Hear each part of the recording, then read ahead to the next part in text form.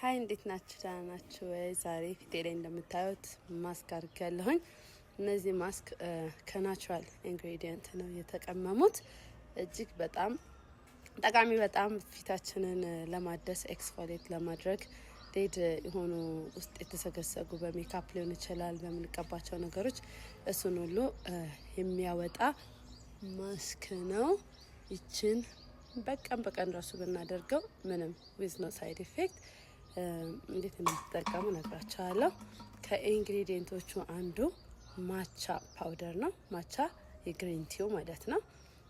ፈልጋችሁ እኛ ጋር አለ።